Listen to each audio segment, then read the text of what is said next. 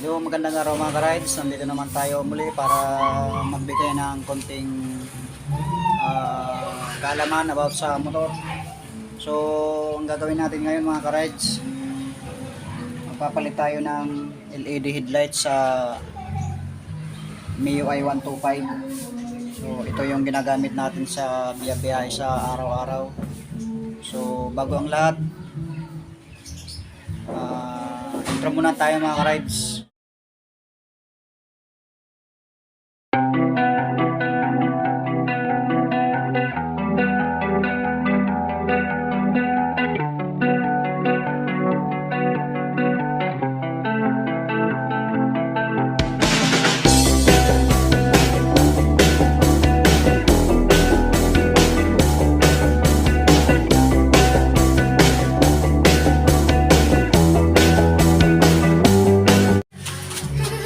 Okay, welcome mga ka-rides. Nandito tayo sa tabi ng motor natin para palitan yung headlight. Pero kung bago ka lang po sa channel ko, please subscribe my channel, RM Motovlog. So, pakita ko muna sa inyo kung ano yung ipapalit natin mga ka-rides.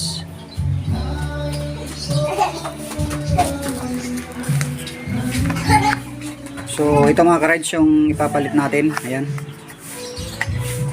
Sa Shopee ko to na order. Philips LED. Yan mga ka-rides, 350 lang to mga ka-rides. So kayang kaya. So pakita natin, ilabas muna natin mga ka-rides sa kanyang box.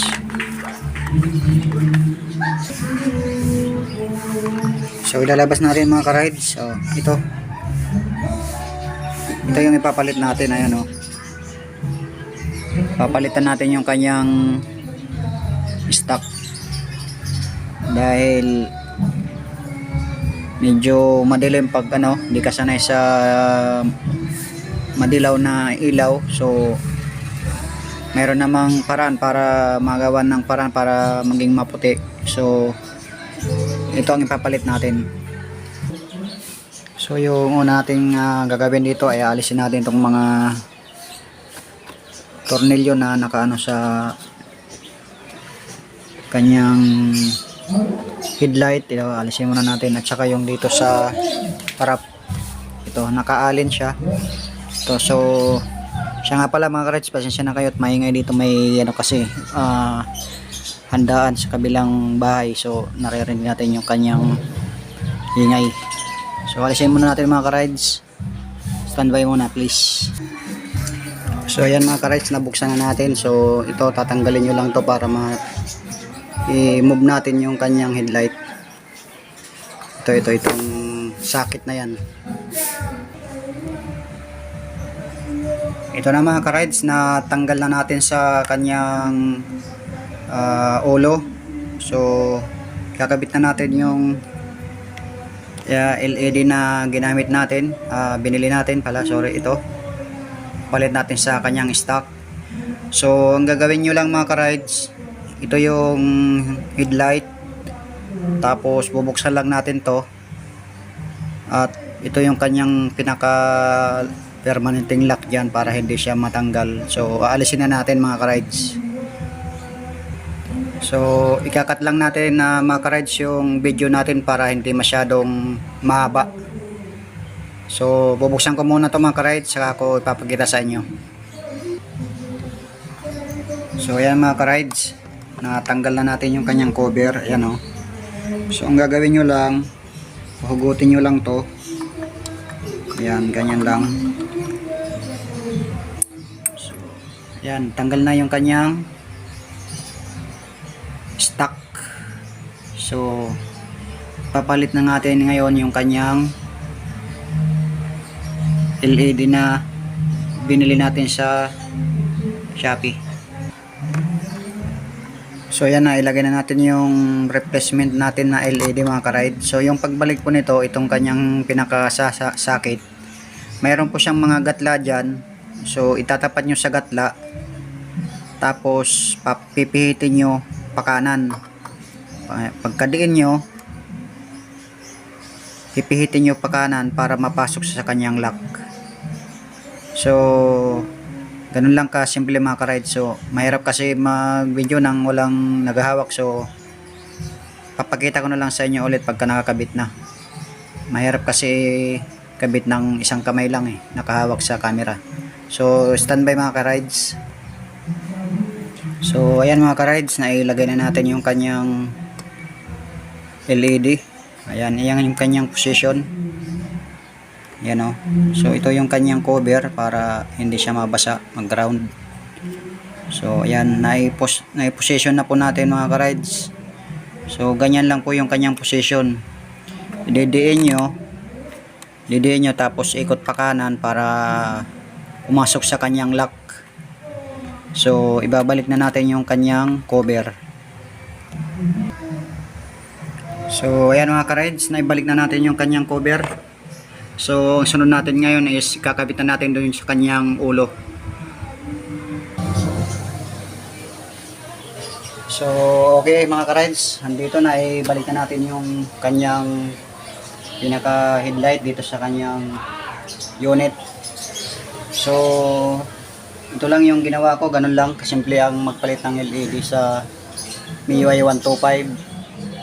So ito yung pinalit ko, Philips na LED, 350 lang to sa Shopee.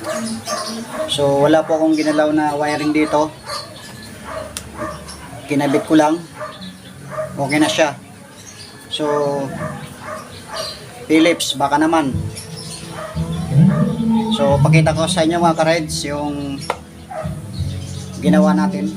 Is start natin para makita nyo na okay siya.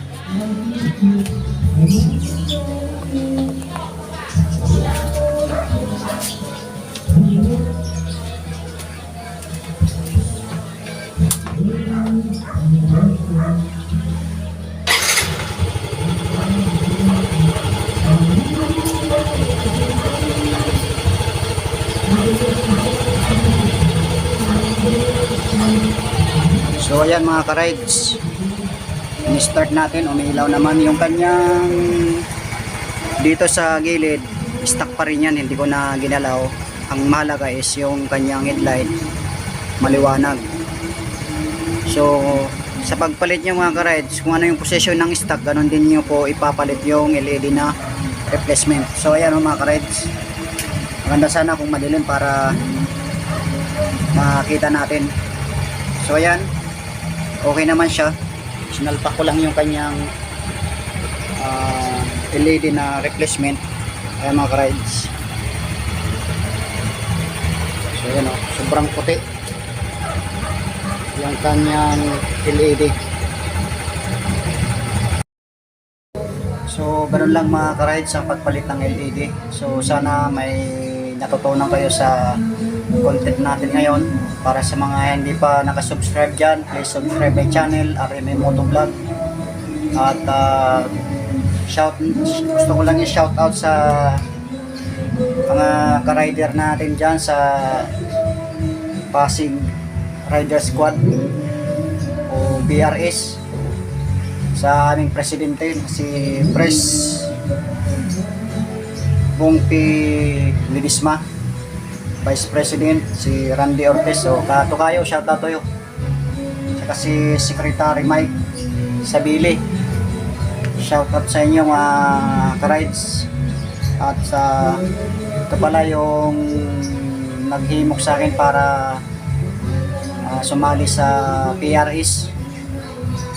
Actually ang history kasi nito, nag-book siya sa akin, hindi ko alam na isa rin para siyang ka-PRS. So siya nag-ano sa akin na inganyo na sumali sa PRS. Nag-book siya sa akin, nagpatid sa bahay niya. Rider din siya, may hinihintay lang yung kanyang ORCR, hindi pa na ilabas o nakuha sa kanyang kasa. So tama lang yung kanyang ginawa na mag-book muna at magpahatid sa kanyang tahanan. So ang ganda po ng location nila,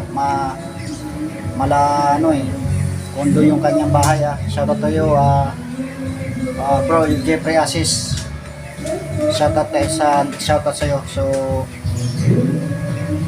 hindi ko na kayo isa-isahin mga ka-PRS dahil sobrang dami natin. baka maubos yung oras ko sa shoutout sa inyo. So hanggang dito na lang muna mga ka-rides yung content natin. Rides si mga kadaks. Peace.